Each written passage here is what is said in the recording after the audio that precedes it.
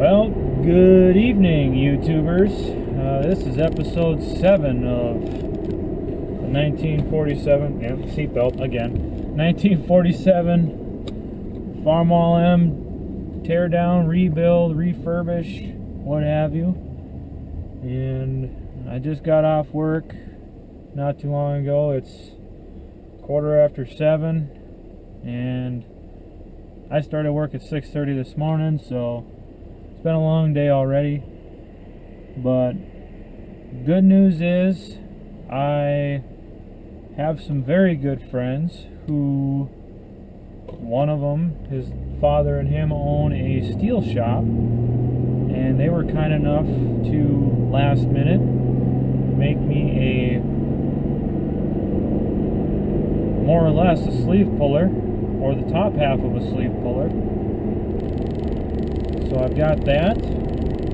I have a neighbor who has a lathe in his garage and just happened to have 4-inch round stock, 4 3/8 I think round stock, sitting in his garage. So he cut a 1-inch chunk off of that and turned it in his lathe for a cup for the bottom of the sleeve. So now I've got a complete sleeve puller, quote unquote, that essentially my friends and neighbors pulled together and made for me and saved me a lot of money. I mean, sleeve pullers, if you look online, they're anywhere from $300, $400, $500 or more. You know, obviously they come with an assortment of cup or puck sizes, most of them. But a lot of these old tractors, you got to get a cup machine for each different tractor you do, you know, depending on the sleeve size and the brand or make of tractor. And I've got some good friends and neighbors, I guess. And not I guess, I know. You know, so shout out goes to Nick.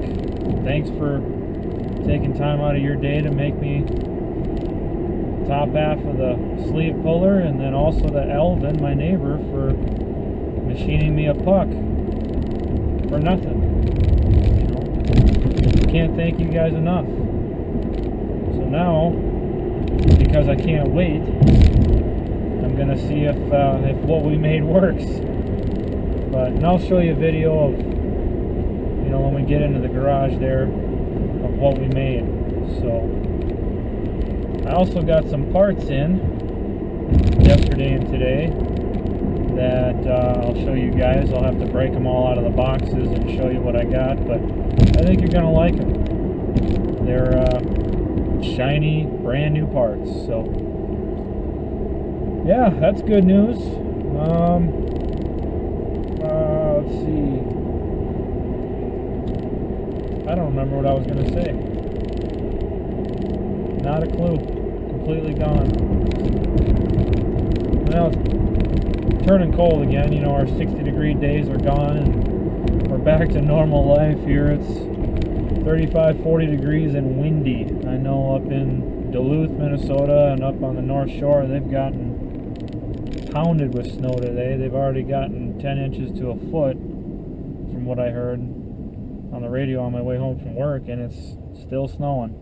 So it's coming down up there, and tomorrow they're saying rain, snow mixed down here. So, oh, that's what I was going to say. Tomorrow morning,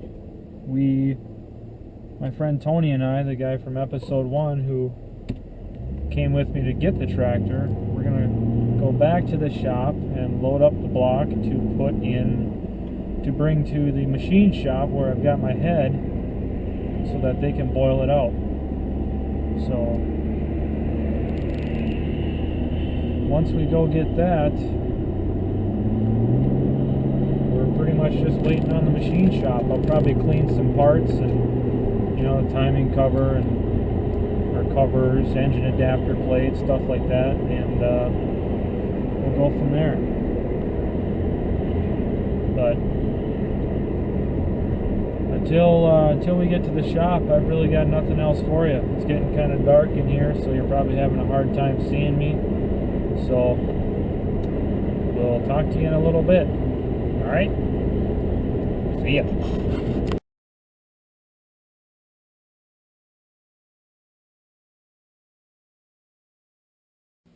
Well, here we are in the shop.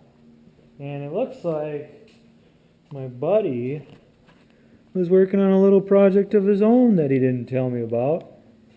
But it would appear that the small block that was in this hole, so he had a small block, and a big block, is possibly being test run? I don't know. But I sent him a text message and said, "What's the deal? You didn't even tell me you were working on something." But we'll see what he says. Anyways, as far as the sleeve puller goes, this is what we made. We took 2 pieces of, let's see, I believe it's probably 1/2 inch plate, 1/2 inch by 2.5. My buddy cut them, oh geez, I think maybe 14 inches long. And then we took each piece and punched a 3/4 hole through the center of each of them and welded them together on the ends. So that's what we've got there. Now this is a 5/8 thread rod. I have a 3/4 thread rod in my car, but the person, my neighbor, who turned me the puck, machined the puck, only had a 5/8 drill bit for the center. So we're going to try this 5/8 rod. If it don't work, I got 3/4 rod, but then I'm going to have to put a bigger hole in this puck. And I don't think I have a 3/4 bit. I already looked in the garage here at my buddy's, and I don't think he's got a 3/4 bit either for the drill press. So, but essentially, what we did is that sleeve that I already have out, took that over, we measured the OD, the ID, and the thickness of it. And I don't know if you can see in this video, yeah, you should be able to, but this OD on the bottom half, or the bottom 3/4, is slightly smaller than the OD of the sleeve, and then it's obviously beveled or cut in to fit inside the inside diameter of the sleeve. So when you pull up, this puck should slide through the block itself and catch on the sleeve and pull the sleeve up. But we'll get this set up, and these blocks of wood here are what's going to be what lays across the top of the block. You know, when I pull the sleeves, that's what's going to be what the steel plate is resting on or pressing against as we pull the sleeve up. So we'll get it set up, and then I'll turn the camera on here and see if we get any movement out of this stuff. All right?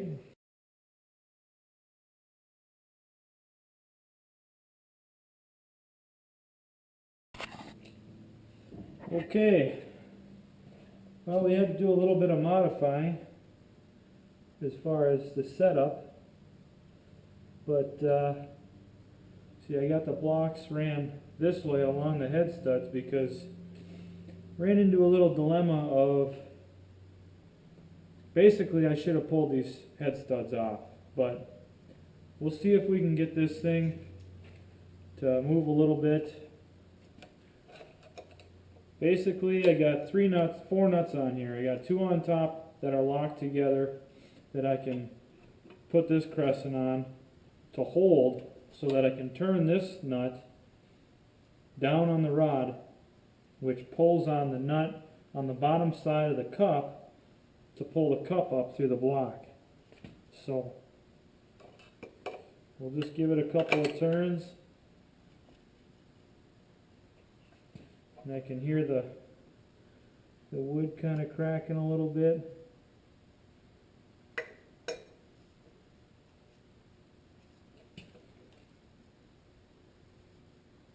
And I don't feel any movement in the sleeve yet. But let's take my flashlight out and see what's going on down in the bottom to make sure we're centered, just to be safe. And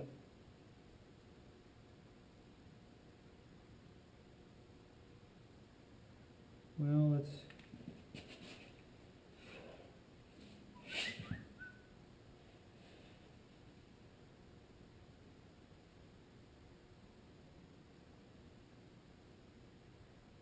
tell you what, I'm going to take this puck back off the bottom before I pull any harder to make sure it slides in the bore of the sleeve that isn't in the block.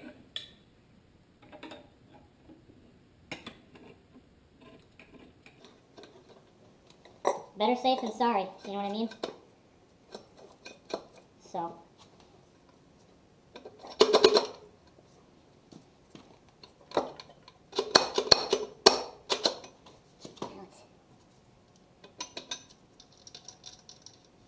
I'm gonna have to give that thing a tap.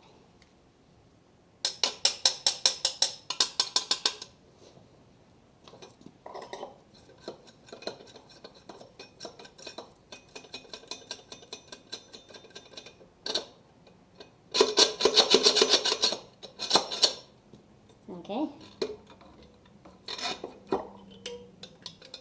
There we go. Just needed a little knock is all I needed. So. Oh, maybe not. Maybe not. Let's see here. Let's see.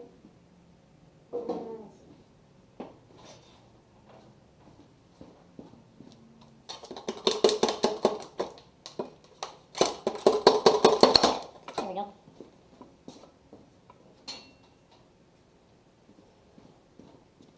Okay.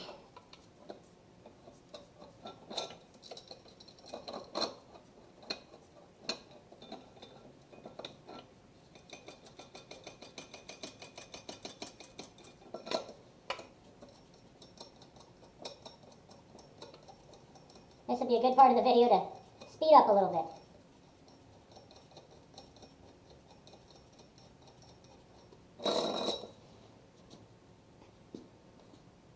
Well, I don't see any marks in it, so it's not what I wanted to do.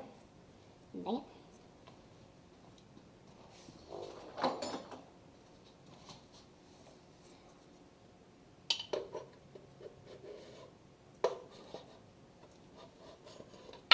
Okay, well, we know it slides. We know it slides all the way through the block. So,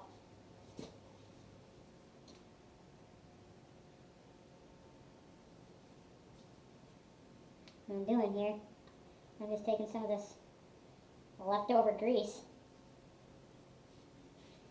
and putting it on the outside of this cup. So, that way, you know that the cup is well greased too.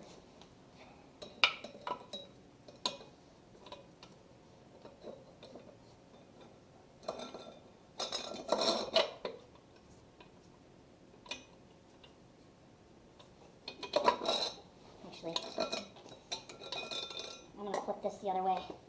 When we punched the hole in this, we used a big hydraulic press, or hydraulic punch, and that kind of bent the steel at a slight V. So we're going to put that so the V, the pointed end of the V is up.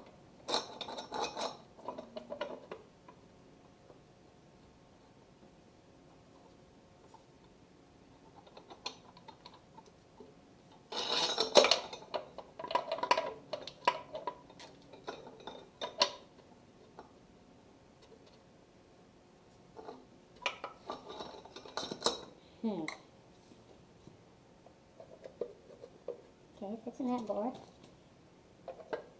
Fits in that bore.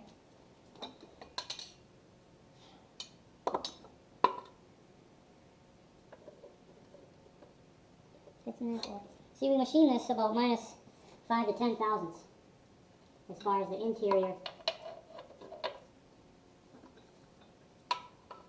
dimensions of this thing goes here. So, you know what? Well, wish he had a working shop light. I already looked all over for one.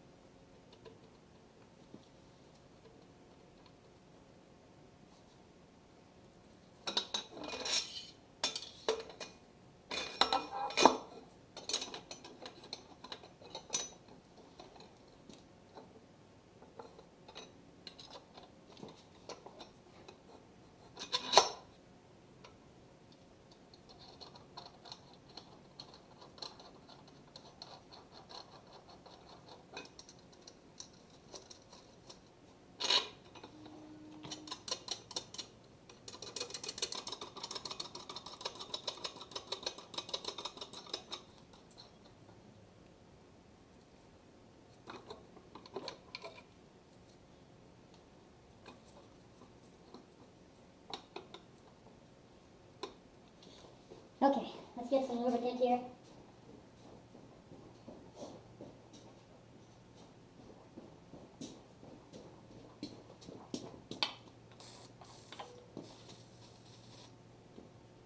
It's okay to be liberal with the lubricant.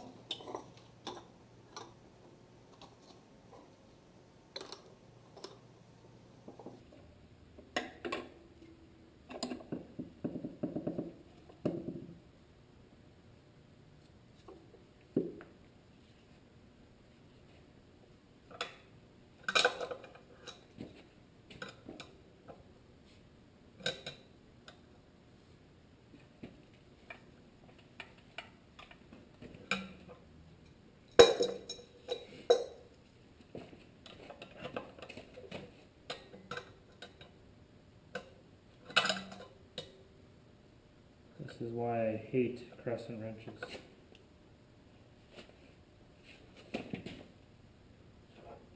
A little bit at a time.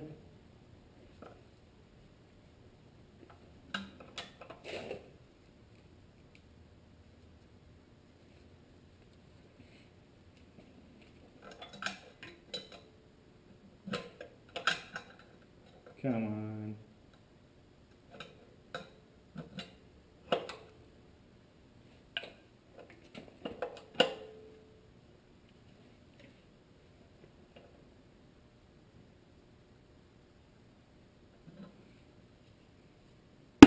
Ooh. It's coming. A little bit of tension. Heard that big pop. A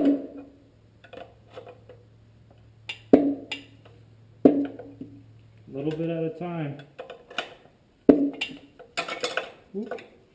I'm getting anxious now. I'm going too quick. Just go slow. You'll get little bitty pops every time it gives way.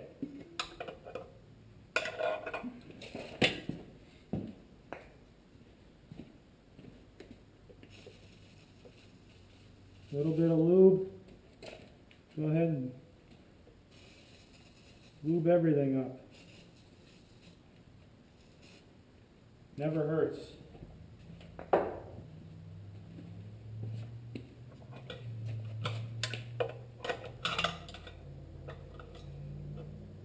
Actually, you know what?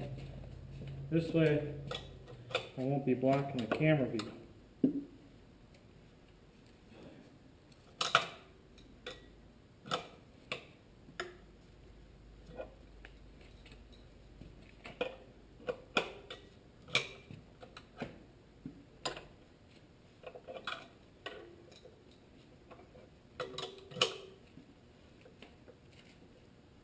You know, when I first started, I was worried that this rod was going to snap.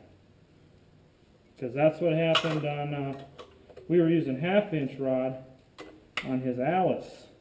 We just got the sleeves out of that, or he got the sleeves out, and his 1/2-inch rod he snapped. So, God, I hate crescent wrenches. You know that?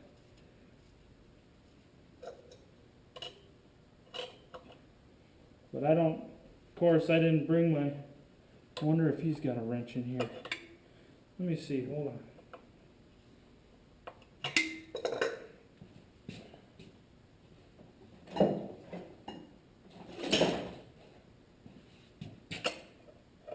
No.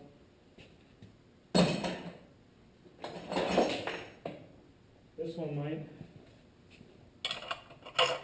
Hey, look at that. But I still need one crescent wrench.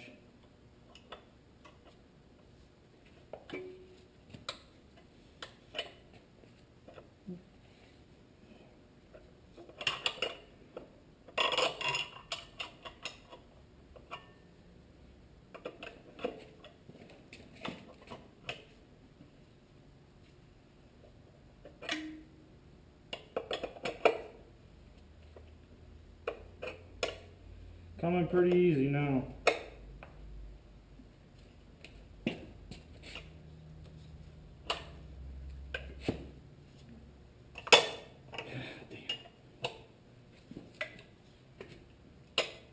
It's a slow process.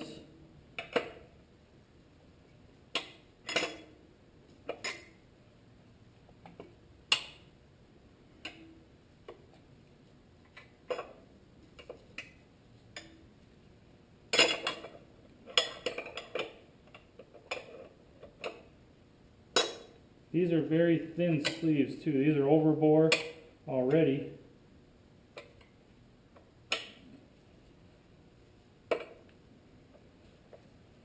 So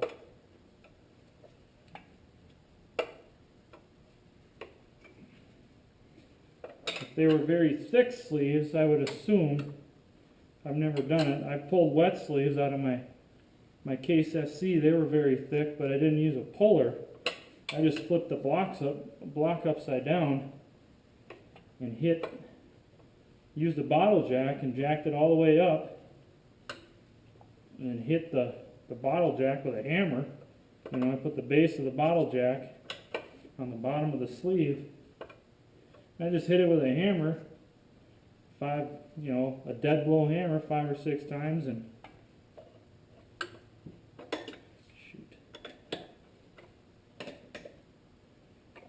I'm turning the wrong one here. Too much talking, not enough working. I don't know, I hit it 5 or 6 times and okay, now we got the sleeve up to the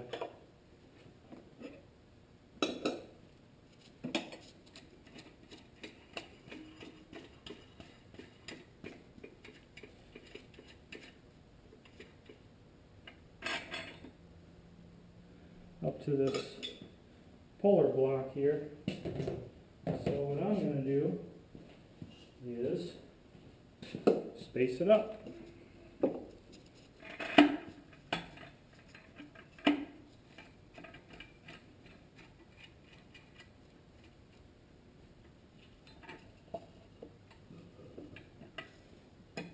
So now we can get a little bit more height out of it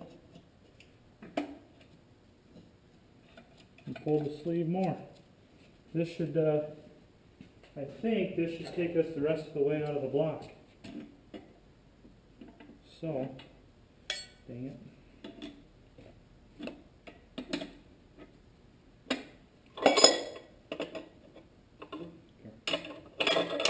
Here. This way will be better.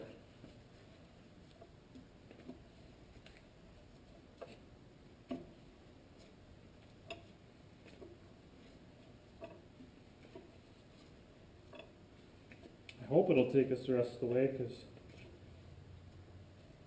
we only got one more 4x4. I don't have two.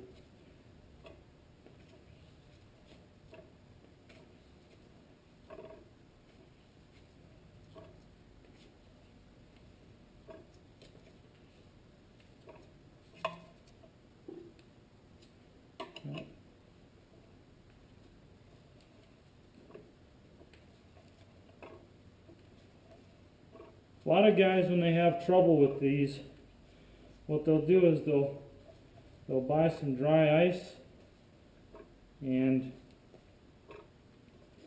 pack it down in the cylinder.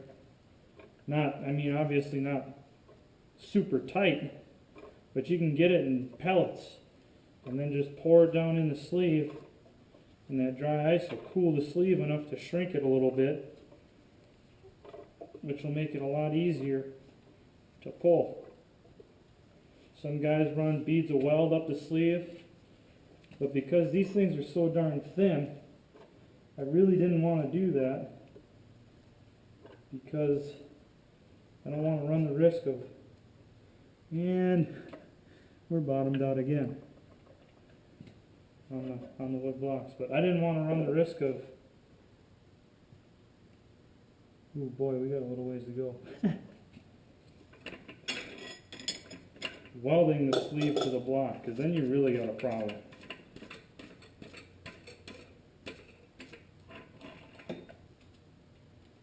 Okay, well, let me see here.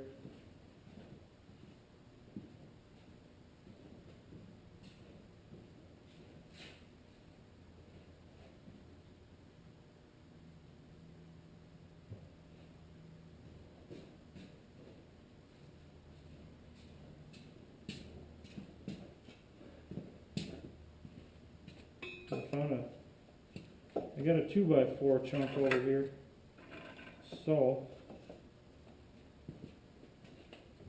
I got that, and I've got a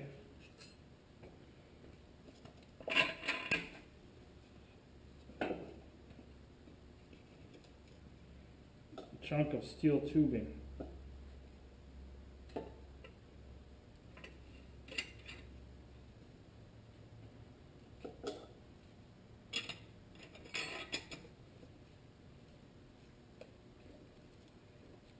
I think we're darn near out.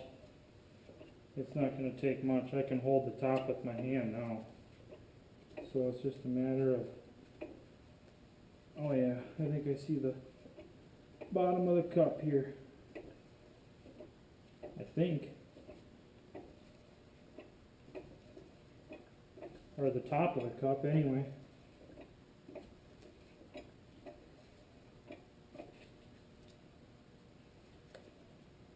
Yeah, I don't even have to hold it now.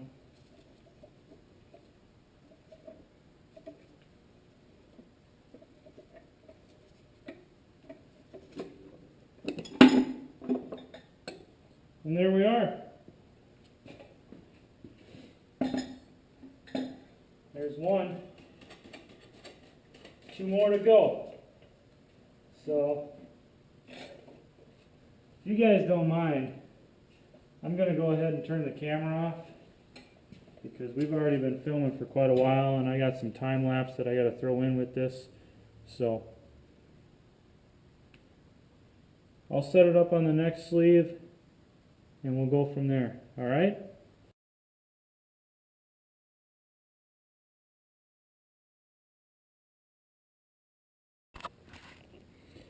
Okay, well, that next one came out real easy. So I figured I'd change the camera view here so you guys can see from a different angle kind of what happens as we pull up. Now I also wanted to say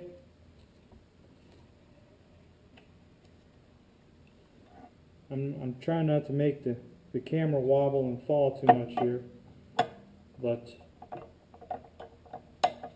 when you set your puller up, I'm going to turn this a little bit more here. Make sure that your rod that pulls the sleeve is centered in your sleeve. You don't want to be pulling off center, because that's going to try to pull your puck through the bore of your block off center too. Boom. See that one pop loose? Just that quickly.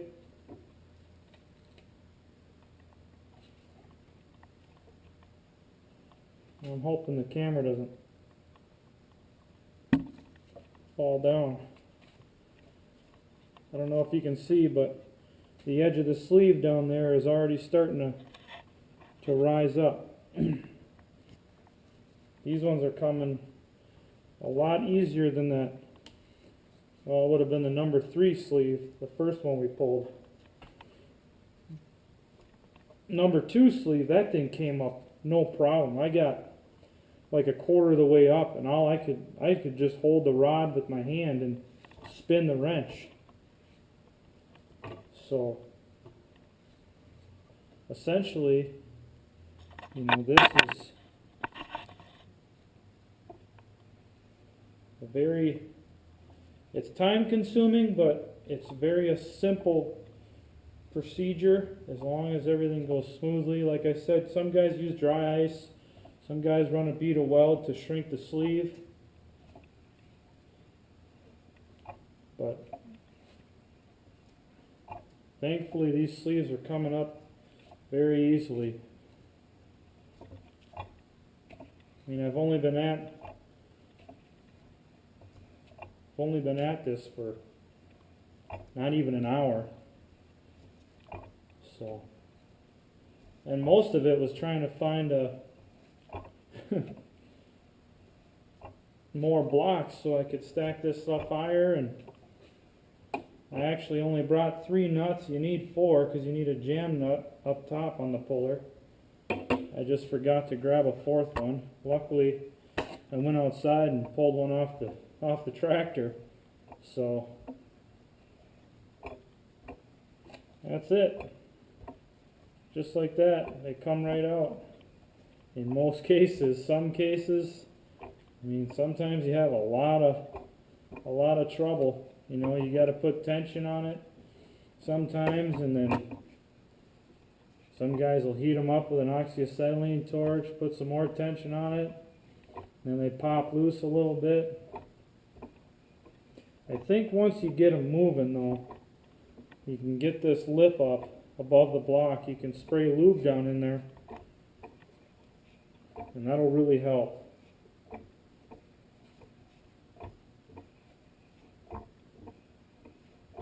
I mean, these things are going real quick, these last 2 here. Super simple. I mean, I'm grabbing the wrench by the base just to fling it around, basically. If I wanted to, I could probably just wiggle this thing out. It'd take longer, though. It's easier to do it this way because it's an even pull. And it just comes right up.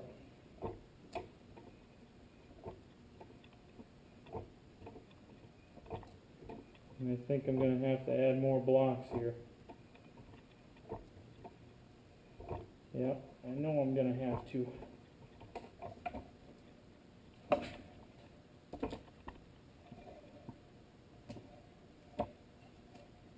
So, gonna have to add 2 more blocks. I did find another 4x4. It wasn't pulling quite even with that 2x4 and that rectangle tube that I had. So, just gonna lift it up. I don't have it quite loose enough. Not quite there.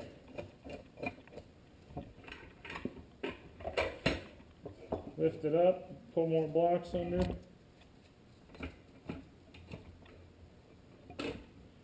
Still not quite loose enough. And this will get us the last. Again, you want to make sure you're centered so it pulls evenly all the way around.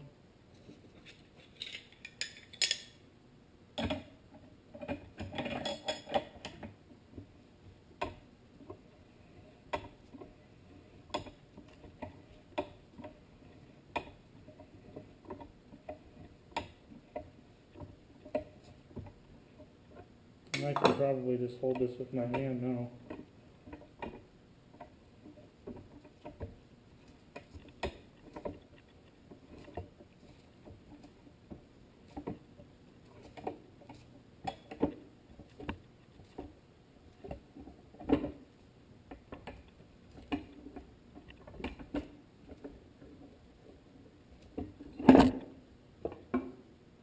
There we go.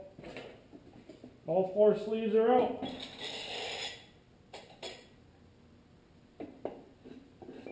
Simple as that. What do you think? Tomorrow morning we bring this thing to the machine shop so they can boil it and get this sucker clean.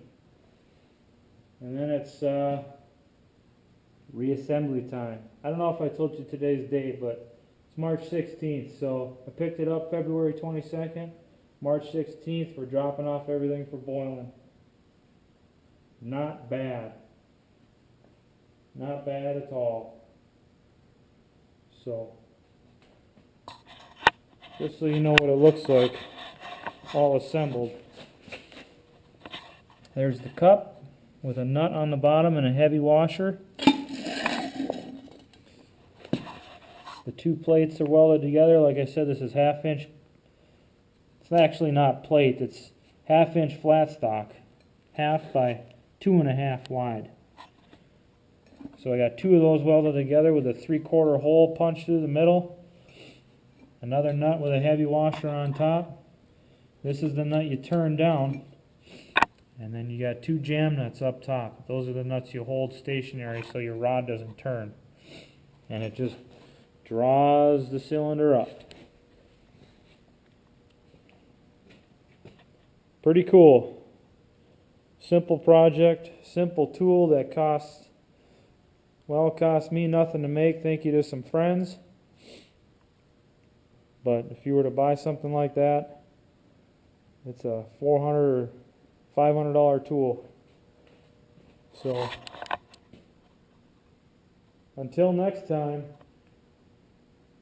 Oh, wait. When we get back to the house, I'm going to show you the new parts I got. All right? Stay tuned.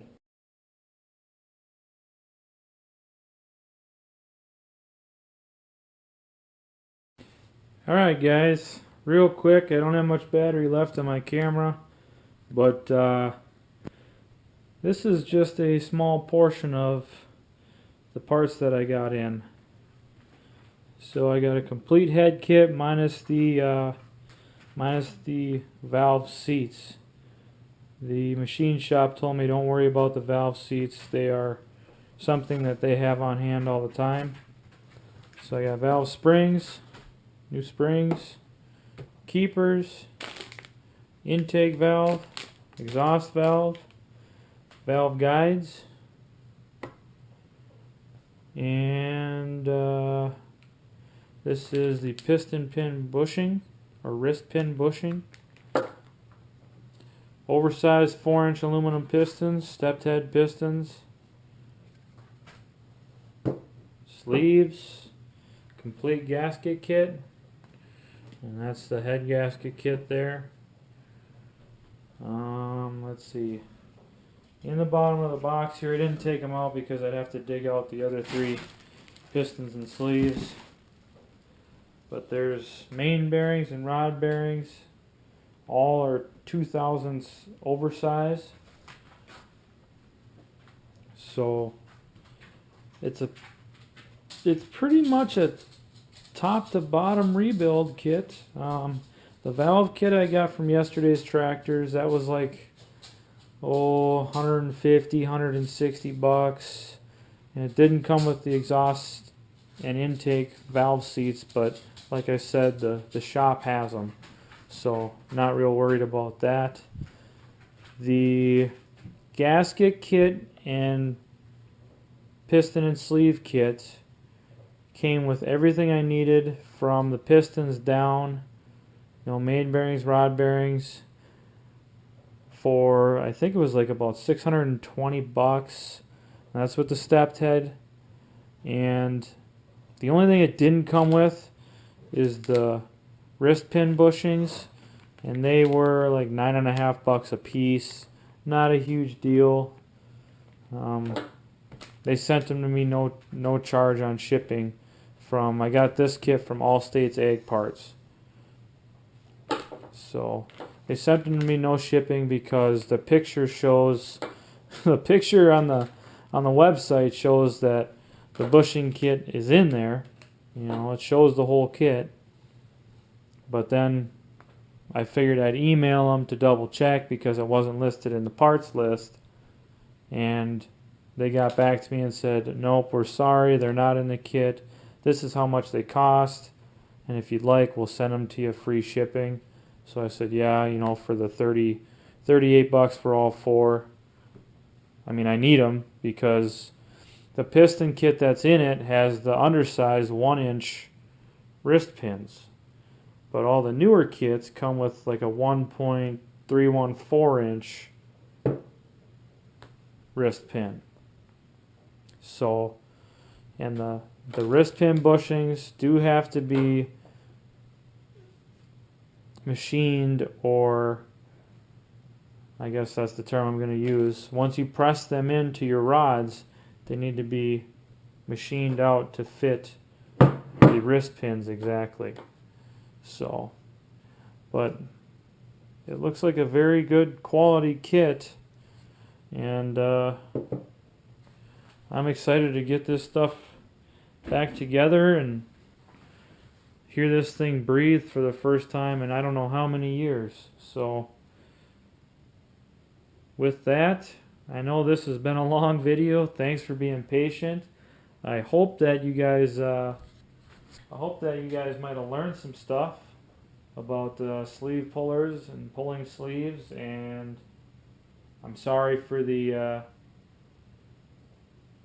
time that I wasted back and forth in the shop, but it was my first time pulling sleeves with a sleeve puller too, so I learned something. I hope you guys learned something, and thanks for tuning in.